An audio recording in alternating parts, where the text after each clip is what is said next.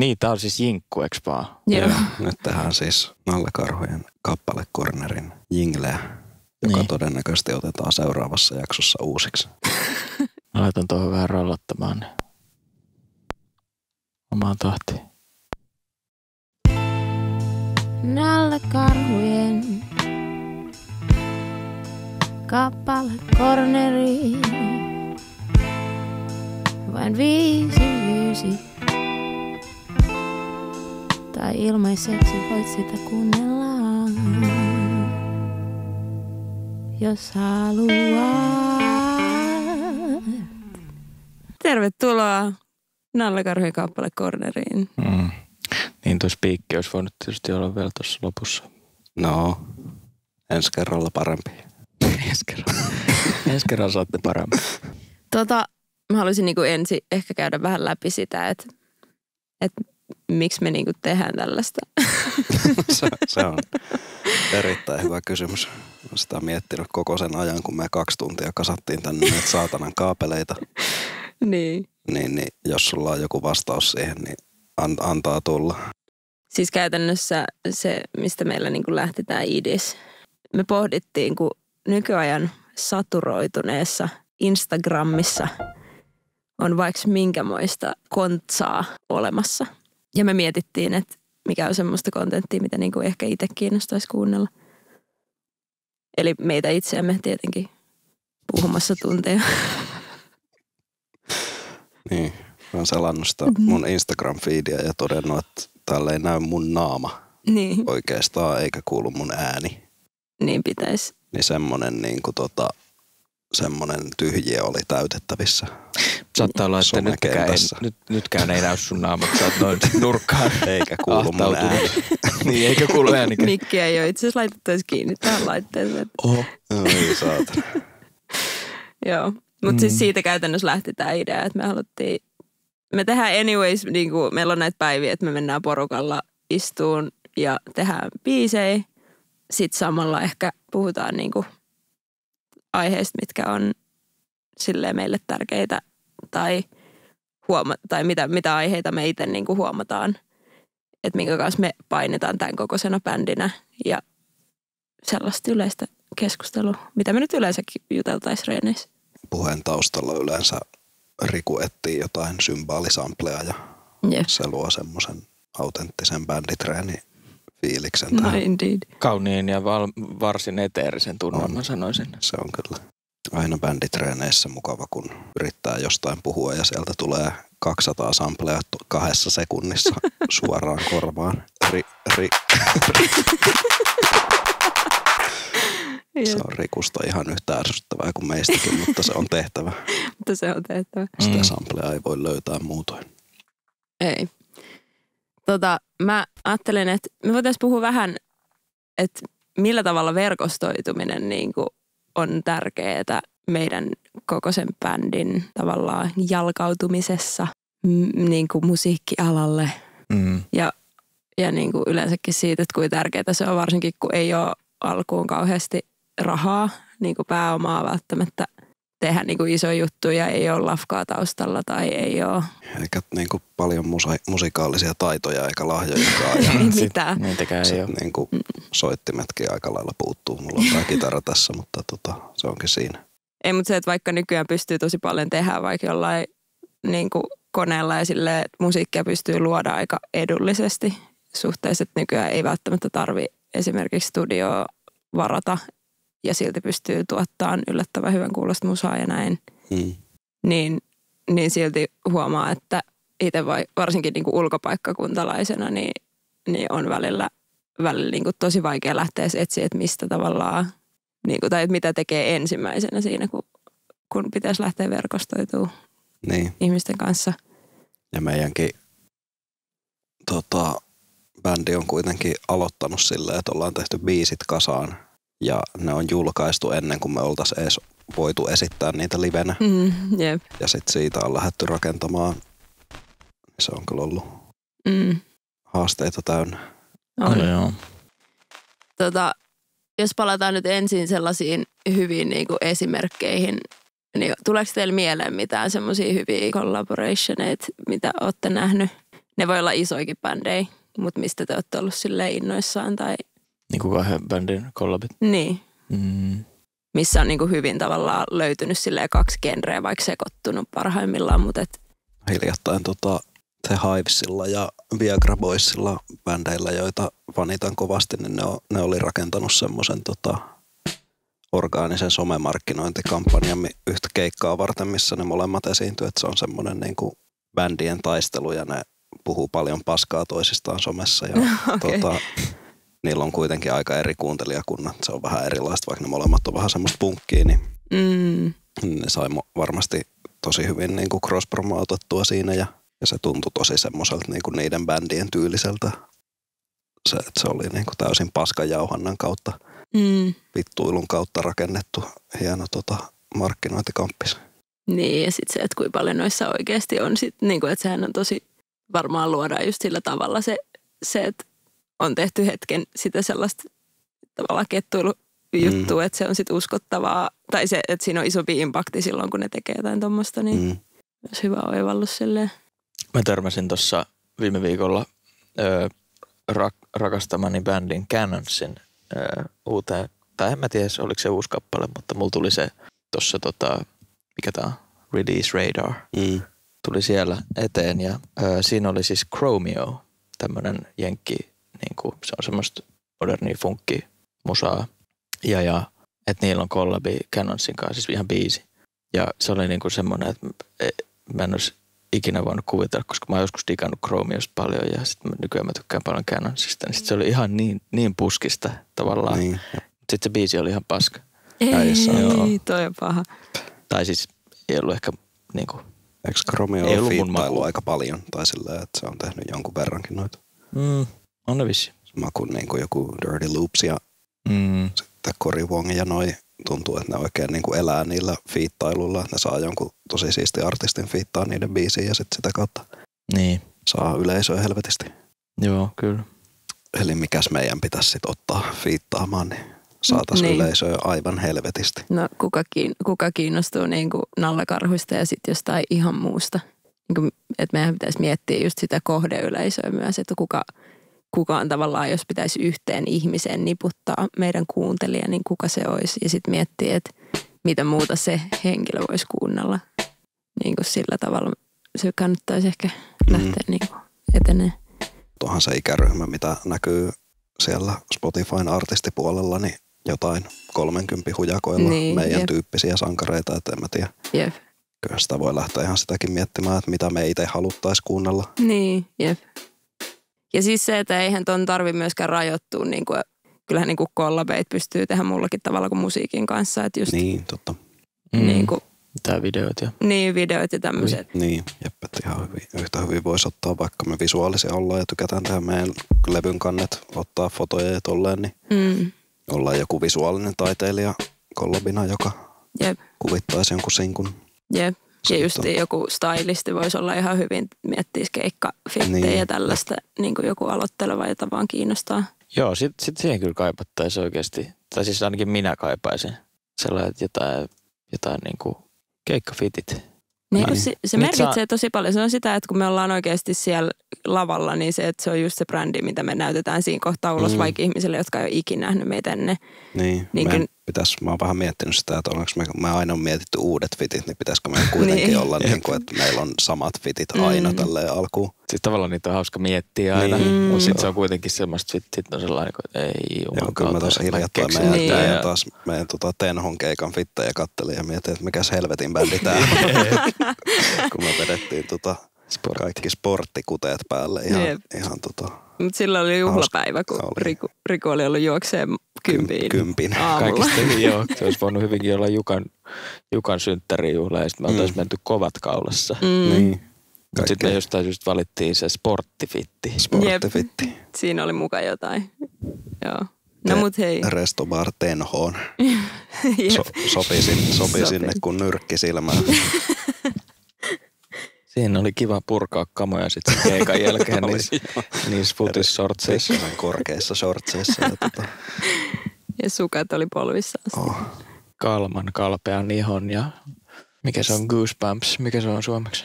Kananliha. Kylmät väreet, niin. Kananliha. Kananliha. Siinä olisi kova biisin nimi. No tässä olisi kananlihaan biitti teille. Laitapa. Nice.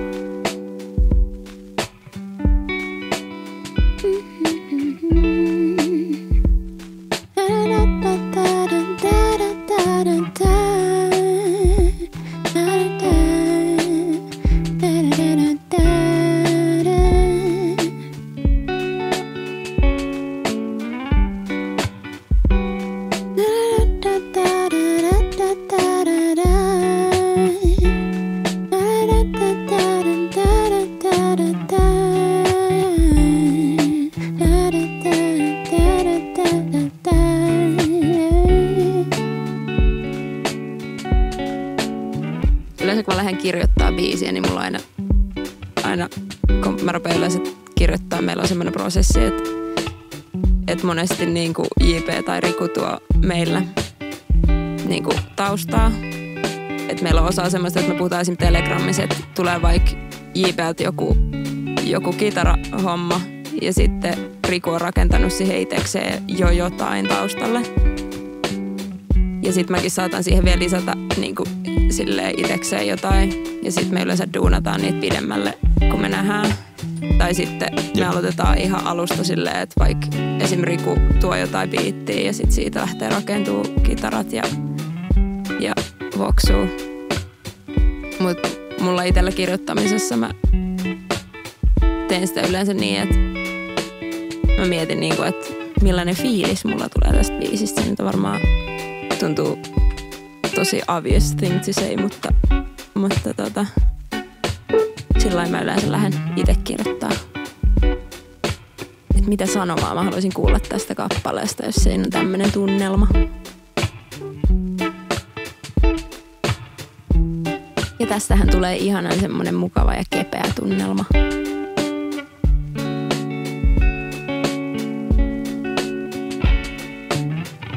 Ja mä luulen, että tää tuli nyt vähän tästä, kun on sohvatyynyillä ja tämmöisessä turkiksen kärjytyneellä ja Jep. tunnen jo, miten toimitusjohtajat levii mun kainaloissa. Ja ihan kuin olisi Jöömelillä ollut. Tuskaikin. Pitää keventää tunnelmaa musiikilla. Otitko sä Riku tää ihan tossa meidän paasatessa sisään? Äsken joo. Kovaa kamaa.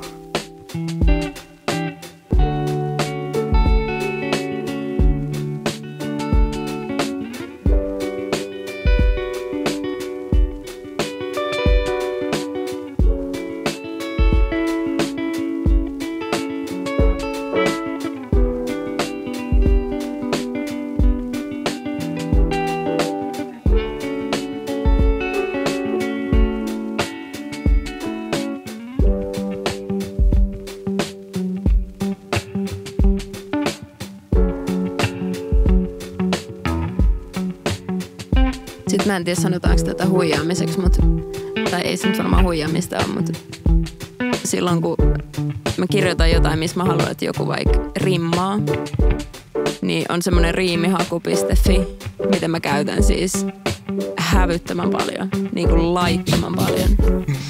Eli jos mä mietin jotain sanaa, se antaa ihan sikamonta vaihtoehtoa. Niin kuin, ja sellaisia ihan, se voi joskus viedä mut ihan eri aiheeseenkin, mitä niin kuin, että mä en ole vielä vaikka keksinyt se, että mistä mä haluan kirjoittaa se kertsi. Ja kertsihän on tärkeä siitä, että se pitää niin kuin sitoa se koko teemotus yhteen. Niin siinä mielessä toi on niin kuin tosi easy tapa myös löytää niin kuin sanavarastoa lisää, eikä vaan tukeutua siihen, että mikä fiilis sulla nyt on. Ja joo, siinä on vaan tip of the day. Se on ihan sairasta kusetusta. Mä en tiedä, mitä sä voit tehdä noin meidän faneille. Aikamoista. Siis kaikki ei tule suoraan sisältä, uskokaa. Ai helvetti. Ei mikä ihme, että niitä syntyy sitten niin nopeaa. Niin, se just. Miettinyt, että miten kun me jammaillaan pari minuuttia ja sulla on joku versio siellä kasassa. Niin se johtuu täysin, se on vaan toi riimihaku. Ei nyt mä osaa kaksi vuotta luullut, että Henu osaa kirjoittaa sanotuksia, mutta Otetaanko nämä äskeiset sisään, Jukka? Joo. Otetaan vaan. Se voisi olla ihan hauska. Vedetään alkuun niitä avoimia juttuja ja sitten se rytmiosa sen jälkeen ja sitten mä otan kanssa sen rytmiosa. Se oli ihan hauska ne yhdessä mun mielestä. Niin se, missä... Sä soitit sitä... Vai se... Toi. Mietin, että jos se oli hauska se. Toi. Ei, rummut valittu. Toi oli kyllä hyvä. Sieltä tuli kaikki. Oi. Ai niin, tää on muuten, nyt pitää kertoa vähän sisäpiiritietoa, mutta nämä soundit on ne, mitä Jukka ja Henna rakastaa kaikista eniten näistä, kun mä plärään soundia. Aina, mitä kosteempi soundi. Kunnon lotina. Yllyn läpsyttely. Pääsee niinku aina. Erityisesti tämän biisin fiilikseen. Hauskasti kirjoitettu, Jukka. Kiitos. Mulla on semmoinen kutina mun takamuksessa, että meillä saattaa olla tää sointukerto jossain jonain britkenä, mutta ei anneta sen hidastaa meitä. Onhan Coldplaykin tehnyt levyllisiä kamaa samoilla 4 soinnulla tai niin jotain. Niinhän ne on. Ja Coldplaysta kannattaa katsoa paljon. Se on meidän tää on hot take, mutta siis JP ei pidä Coldplaysta se on yhtään. meidän bändin isoin riita, mikä tapahtuu viikoittain, on kun mä ilman promptausta alan puhua paskaa Coldplaysta niin kuin taas kerran. Ja päästiin sinne. Jotenkin sä aina löydät se aihe. Ihan sama mistä puhutaan. Niin are you obsessed? Ehkä tää on nyt sitä, että sä oot vaan obsessed Coldplaysta. Sä olit salaa viikset päässä siellä keikalla silloin kesällä kaikilla 4 vai 7 keikalla, mitä niitä olikaan. Ajanut mun viikset pois sitä varten ja tulin sitten töihin feikkiviikset, kunnes mun omat viikset kasvoi takaisin. Joo. Aivan. Kyllä mä katsoin, että se vähän repsotti, mutta mä ajattelin, että se oli vaan tuohon miesten vanhentumiseen liittyviä juttuja, niin mä en halunnut tuoda sitä esille. En tiedä, kuinka paljon mä teinä puhuisin vanhentumisesta. Niin just. Sä oot nuori. Bändin ainoa 20. Ei. Aivan. Et kauaa. En kauaa. Tommosia ei sit puhuta täällä. Jep. Onks tää ikärasismi? Riku, oliks tää ikärasismi? Alkoi vähän nyt kyllä vituttaa. Huomasin tuosta duurivoittoisessa soinnussa, kuinka paljon alkoi vituttaa. Kanavoidaan se tähän kappaleen.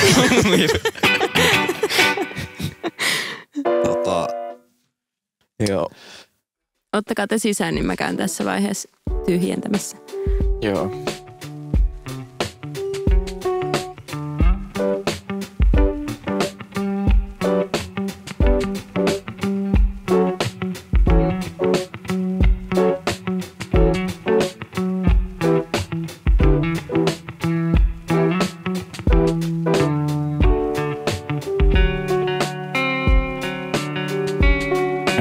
Siihen tahtiin tuo tulkouteen. Ehkä se oli siinä. Sen verran höyryset raidat, että pitää ottaa tää karhuntalja nyt pois selästä valitettavasti. Eikö? Tosta karhuntaljasta tulee nyt itse asiassa meidän Kertsin pääsana. Ai että. Karhuntaljalla rento tunnelma ja maillaan. Vittu, tää on mulle korkea. Karhuntaljalla rento tunnelma ja maillaan. No, mun puolesta voi ottaa askeleen alaskin, jos tarvii. Tämä on myös yleistä näissä musajutuissa, että joo, kun yleensä tehdään niin joku ihan tulinen biitti ja sitten hän on ilmoittaa, ja sit mä silleen, tätä. Ei tää toimi. Yksi puolaskelu vai? Kokonainen sala. Kokonainen. Full step. Full step down. Take it down. Oi, paljon parempi heti. Onko toi karhuntalja vähän antivegaaninen sana? Voiko sitä käyttää? Joo, ei käyttää. Okei. Mullakin on mun asunnossa on perintölehmäntalja mun olohuoneen mattona, jota kaikki kalliolaiset vegaanit, jotka on vieraillut mun asunnossa, on kauhistellut, mutta hyvä. Aina päässyt selittämään sen, että se on 50 vuotta vanha ja se olisi Mansikille häväistys, jos mä sen taljan sieltä heittäisin helvettiin. Mä oon kuitenkin maitotilallinen, tai en enää, mutta on ollut lapsena. Meillä oli navetta. Meillä ei ollut ikinä Mansikkiä, mutta meillä oli ihan vittu hyviä lehmän nimiä. Tämä ei liity mitenkään yhtään mihinkään, mutta oli pakko saada kertoa. Kyllä. Hyvät setit. Mansikki on niinku, musta tuntuu, että se on semmoinen universaali suomalainen lehmän nimi. Kyllä.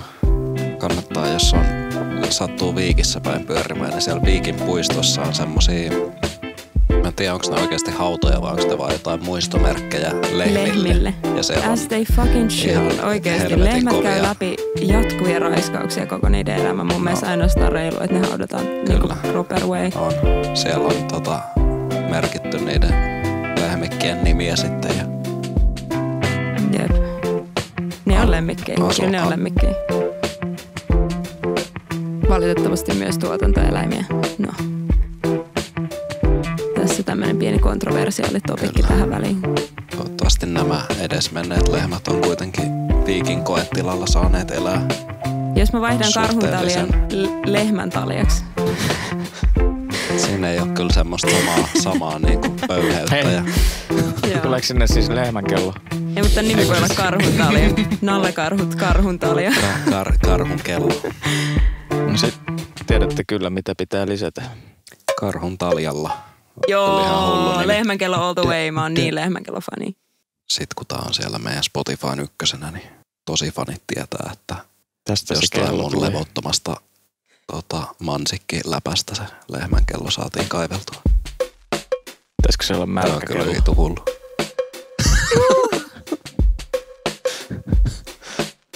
Se vähän vähentää kosteutta se kuitenkin. No niin, joo.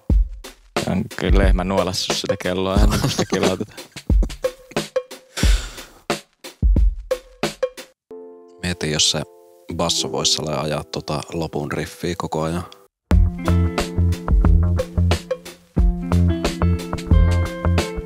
Hiljattain semmoisen faktan kuuli, että Less I Know The Better Tame Impalan kappaleessa niin oleva ikoninen bassolinja on Skeba. Oktaavi alaspäin ja onkin heittänyt oman basson suoraan Hesarille ojaan ja soitan bassot pelkästään tällä. Mut siis sä heitit oktaavin tohon, eiks vaan? Ja sit mä vielä kaivelin täältä. Tää on niinku suora puhdas äänite. Sitten vähän EQ:ta ja sitten tuommoista saturaatioa.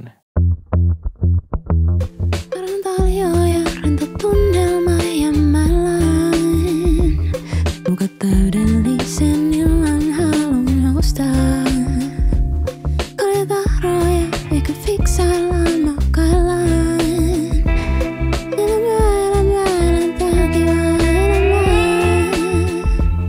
Karhuntaan joja, rento tunnelma ja maillaan. Muka täydellisen illan halun noustaa.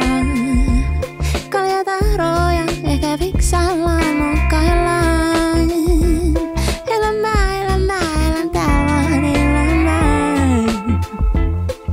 Toinen, mä en tiedä mikä kurkkulaulu mulla tuli tähän loppuun.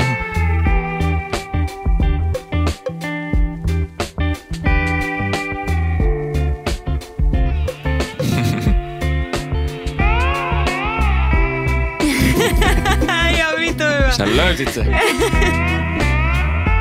Joo.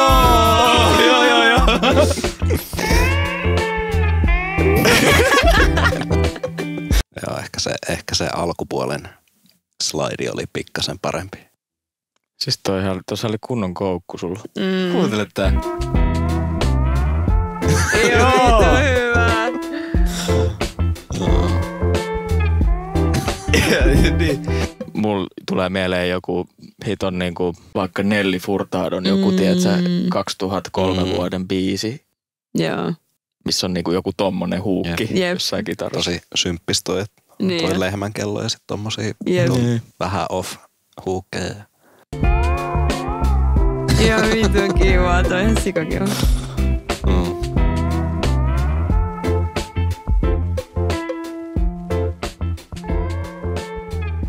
Okei. Me puhuttiin tuossa alkuun niinku verkostoitumisesta ja miten tärkeää se on niinku varsinkin silloin, kun ei ole välttämättä pudua tehdä kauheasti mitään. Niin, tuokos nariset siellä? Sori. Niin ehkä se mikä kysymys tässä kohtaa tulee, mikä on myös niinku mun mielestä aina validi, varsinkin nykypäivänä kaikessa. Sosiaalinen media on tosi tärkeää. Ja mä oon ainakin itse huomannut, että verkostoituminen tapahtuu paljolti siellä. Paljon ihmiset lähestyy toisiaan niin kuin IGn kautta. Niin. Ja ehkä se jotenkin Slaidaa DM:iin. Niin, se tulee ehkä siitä kulttuurista, kuinka nykyään paljon ollaan tehty niin kuin etänä töitä ja sitten työajat ehkä tavallaan vähän hämärtyy ja musa-alalla muutenkin työajat on ehkä aika semmoinen, onko olemassakaan.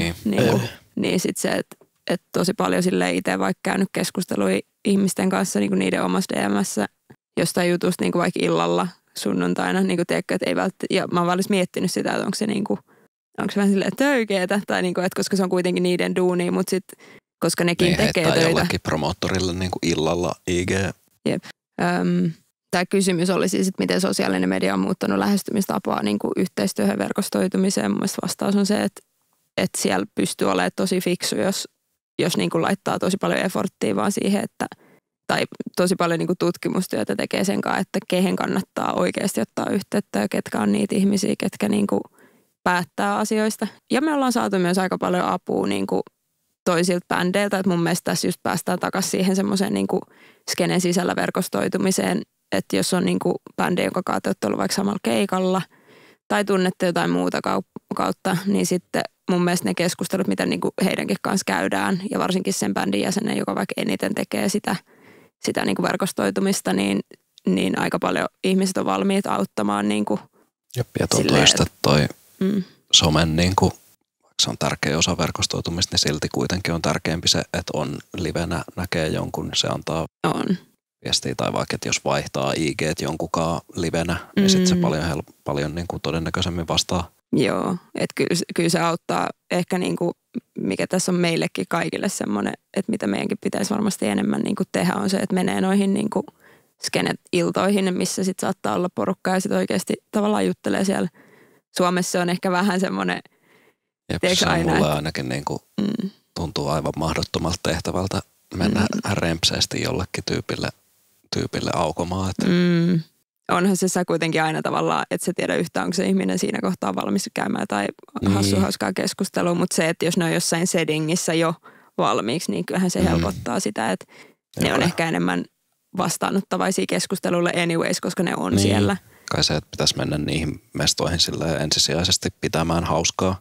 Niin. Että se ei näy siitä niin paljon siitä interaktiosta, tuu semmoinen kuva, että hei mä tulin nyt promoon mun bändiin tänne ja sitten se niinku ei kukaan oikein tykkää sit, jos joku mulle tulee suoraan niinku kättelyssä sanomaan, että silloin joku juttu, mihin se tarvii multa jotain, niin no täällä oli yksi kysymys itse asiassa oli tuosta, että mikä rooli aitoudella on verkostoitumisyrityksissä niin kuin siinä, että yrittää verkostoitua ja miten ylläpitää niitä aitoja yhteyksiä, niin ehkä siinä on just se, että sä aidosti pidät siitä ihmisestä, kenen kanssa sä haluat tehdä töitä ja sä myös tavallaan, että totta kai se sitten välittyy monella eri tavalla, että sä oikeasti haluat sen kanssa hengaa niin kuin ehkä muissakin asioissa ja pidät sitä, niin kuin, että kyllä totta kai musa-alallakin siellä on tietyt lainalaisuudet siinä, että miten työskennellään yhdessä ja mullakin on niin kuin sellaisia kontakteja, kenen kanssa mä niin kuin juttelen kerran 3 kuukaudessa, vaan tavallaan ylläpidän sitä yhteyttä ja me käydään niin kuin läpi, että no mitäs nyt on, niin kuin, että miten nyt menee musajutut ja tällaista. Ja se on tosi hyvä ja fiksua tehdä,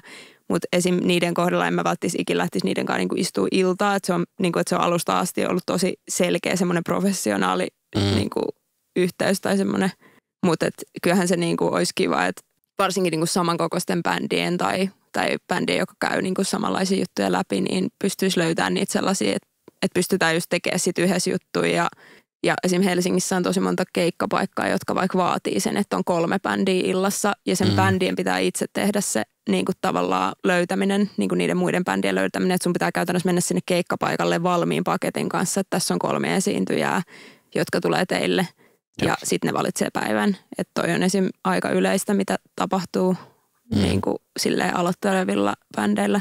Pitäisi just aktivoitua enemmän, että menis pikkukeikoille, menisi juttelemaan bändien kanssa. Kyllä se niin kuin ajattelee omalta kannalta, että kuin siistiä se olisi, jos joku tulee juttelemaan siitä. Ja mitä meilläkin on ollut niin kuin jotakin noita keikkoja, missä jengi on sitten tullut jälkeenpäin puhua siitä, että miten siisti keikka oli ja mitä ne itsekin duunailee ja tolleen, niin se on itse omalta kohdalta pitäisi vaan löytää sitä semmoista uskallusta siihen, että ymmärtää, että tämä on täysin tervetullut interaktio tolle tyypille, että jos mä tuun kehuun sen musa-esitystä just ja miten mä fiilailen sitä, niin mulla on silti siinä semmoinen, että ei tää Sale halua kuunnella mua tai tyyppi. Se pitäisi jotenkin vaan päästä semmoisesta suomalaisesta paskasta yli. Että...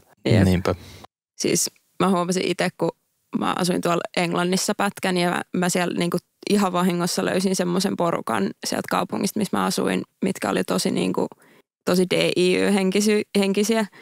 Niin se, että huomasi, että kun löysi tavallaan tosi nopeasti sen porukan, joka myös järjestää juttuja ja on tosi aktiivisia niin kuin kaikessa taiteessa. Että se ei ollut suinkaan silleen, että se oli vaan vaikka live-bändimusiikkia, vaan siis se, niin kuin, että siellä näkyy se tosi vahvasti, että kuinka tavallaan, että jos sulla on mitään kiinnostusta mihinkään taiteeseen, niin kaikki niin kuin työskentelee keskenään ja ristiin ja niin kuin tosi paljon semmoista niin kuin jotenkin ihanaa semmoista taiteen tavallaan niin kuin yhdistymistä silleen, että cross promotion. Niin, että se ei ole just nähty vaan esimerkiksi silleen, että okei, mikä skene vaikka on meidän ja yrittää jotenkin siellä vaan päästä läpi, vaan se, että just tämä ehkä mistä alussa puhuttiin, että mekin halutaan tehdä niin kuin yhteistyötä muillakin puolilla kuin vaan musan kanssa, niin se, että se on niin kuin mun mielestä sen huomasi siellä, että kuinka pitkälle se kantaa myös, että kun ihmiset sitten tulee tapahtumiin paljon enemmän, koska ne on anyways sunkaan tekemisissä, ne tulee keikoille, sä haluat mennä niin kuin tukea niiden taidetta ja se on vaan semmoista niin kuin jotenkin, siinä on hyvä meininki parhaimmillaan. Jep. Pitäisikö järkkää joku ihan hullu multimedia-tapahtuma? Niin. Joo, pitäisi. Se olisi musaa ja kaikkea muuta. Kyllä. Kiinnostaa nyt, kun me äänitellään, niin meillä on äänityshetkestä hetki eteenpäin keikka Tampereella mestassa, joka vaikuttaa siltä, että se on just tämmöinen niin kuin kommuuni taiteilijoita, jotka on virittänyt pystyyn tommoseen halpaan tilaan niin kuin keikkamesta ja sen niiden touhu näyttää tosi siistiltä. Niin. Ja meillähän se keikka tuli silleen, että me oltiin JPn kanssa katsomassa niin kuin kasetti DJ-keikkaa. Limbossa, Kalliossa, joo. Ja sitten tämä, joka oli Tampereelta toinen niistä soittajista, niin hänen kanssa vaan siis ruvettiin jauhaa jotain ja sitä kautta tuli, että siinäkin niinku jotenkin näki se, että kuinka todennetaan se. Mentiin pitämään hauskaa johonkin ja että se motiivi oli siinä olla siellä pitämässä hauskaa ja sitä kautta tulee ne. Ei me menty sinne myyntihousut jalassa puhumaan DJlle, että hei, emme tiedä. Olisiko teillä jotain keikkapaikkoja? Salkku kädessä, missä oli sopimuspaperit jo valmiina. Niin. Mutta toki se, että mä menin esimerkiksi hänelle sanoon, että no hei, että Nallakarhuilla on keikka Tampereella, eikö vaan? Niin kuin, että mä menin myöskin, mä tavallaan aloitin sen tilanteen sillä, että mä menin silleen, että hei, mä kuulen, että sulla on joku keikkapaikka, että mehän tullaan sinne. Ja sitten se on silleen, että okei, selvä. Ja niin kuin tiedätkö, että kyllä myös se vaatii silti myös sen semmoisen suorasanaisuuden, niin kuin, että ei nyt leikitä, että tässä on jostain muusta kyse myöskään. Että, tiedätkö, just osoittaa sen halukkuuden siihen, että ei ole vaan silleen, että hei, meillä on joku tommonen bändi ja sitten odottaa, että se toinen tarjoutuu. Niin, että no mut tulkaa meille keikalle vaan. Että jep. Heti kättelys on, että haluaa tulla ja kiinnostaa se paikka. Ja. Jep.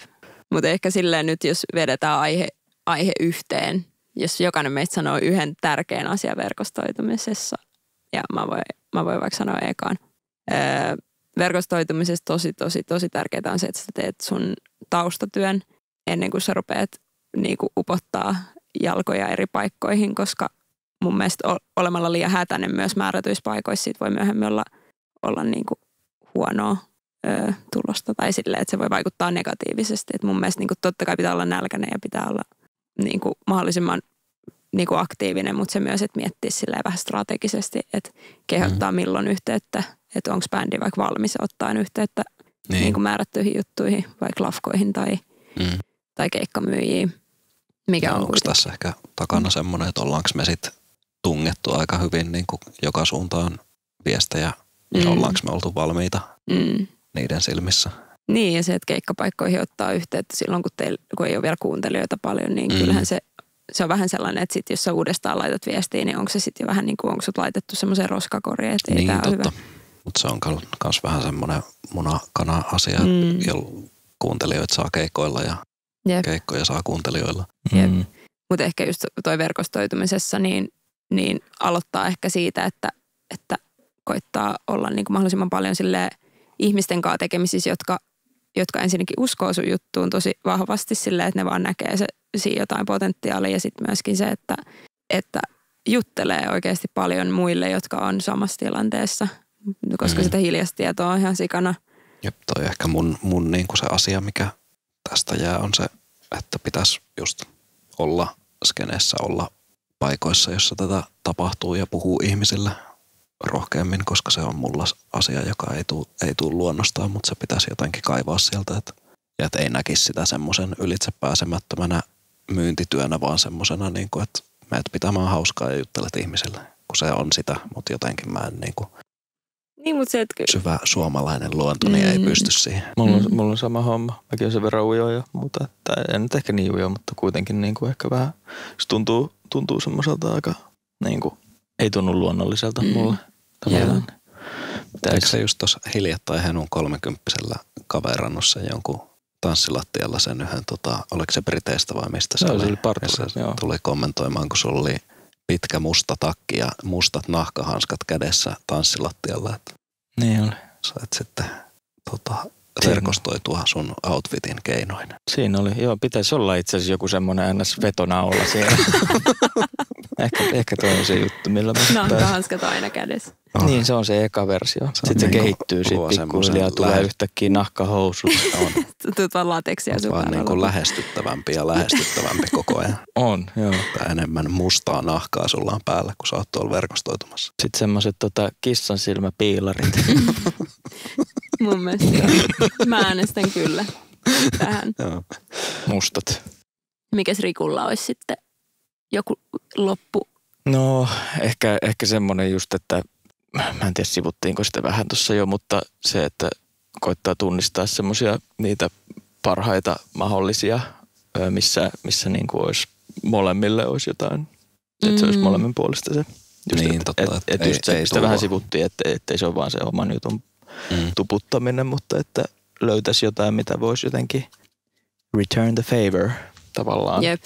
Jep. Sehän olisi se kaikista paras ja sitten se on niin kuin molemminpuolisesti helppo sanoa joo. Ja sitten niitä pitää vähän kehitellä ja keksiä ehkä ja jutella niistä asioista. Mutta meillähän on, mikä meinaskin tuossa yhdessä kohtaa käydä toteen, kun meillä on niin kuin visuaalista osaamista paljon, mitä ei välttämättä kaikille pikkubändeillä ole. Että jos tulee semmoisia kollabeita, että tehdään 3 bändin keikkakoplaa, niin me pystytään aika hyvin tuottamaan niin kuin visuaalista promokamaa sitä varten ja lähettää keikkamestoille. Että se on semmoinen konkreettinen asia, minkä voi lyödä pöytään. Todellakin, jep.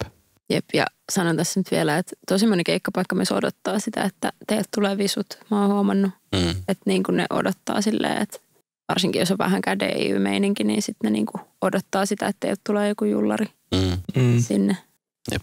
Eli aloittaville bändeille koitetaan Ottakeehan yhteyttä. Niin, ottakeehan yhteyttä. Me tehdään jullari. Jep. Ja te soitatte. Me ei soiteta ollenkaan siellä. Vaan tulla paikalle. Ei, mutta sille aloittaville bändeille ehkä niin kuin all in all sanoisin, että tärkeää on se, että löytää sen oman paikallisen skenen. Niin kuin se, että ottaa tavallaan, löytää se, että missä sitä musaa kulutetaan ja mitkä bändit siellä on. Ja ketä taas sitten toimii niin kuin vaikka järjestäjinä. Ja sitten vaan koittaa niin kuin tavallaan aidosti lähestyä niin kuin oma uteliaisuuden kautta ja jutella niin kuin asioista, mitkä kiinnostaa sua, koska jos on aihe, mikä kiinnostaa sua, se luultavasti kiinnostaa jotain muutakin, joka on samassa tilanteessa. Niin se, että mitä, niin kuin sulla on ihan sikana yhteistä ihmisten kanssa, jotka on samassa niin kuin tilanteessa, niin sehän on niin kuin tosi hyvä paikka myös silleen verkostoituu. Ja sitten hyödyntää sitä kaikkea verkostoitumista niin kuin IG:ssä ja missä nyt ikinä haluaa markkinoida omaa musaa. Niin se on mun mielestä kanssa aika tärkeä. Että ehkä se on niin kuin... Kyllä. Jep. Se on se neuvo. Nalle Karhujen kappale Cornerin. Jos joku haluaa joskus tulla tekemään meidän kanssa musaa tänne koppiin, niin tervetuloa vaan, laittakaa koodiin. Hyvin mahtuu. Niin mahtuu, täällä on hyvin tilaa. Rikun käsinojalla on. Tai sylissä. Paikka valmiin. Saa istua sylissä. Joo. Näin kuvia ja tunnelma. Karhun paljon ja rento tunnelma ja my life. Kuka täydellisen illan haluun ostaa? Kaljataroja ehkä fiksaillaan mokaillaan.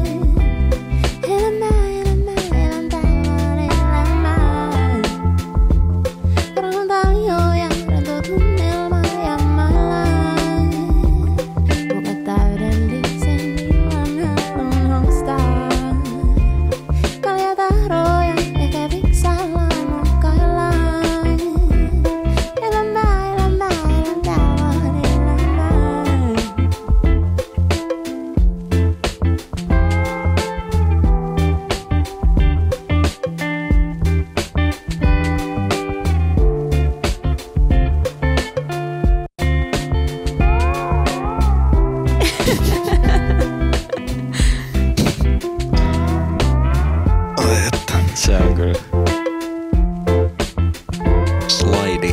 joka biisissä.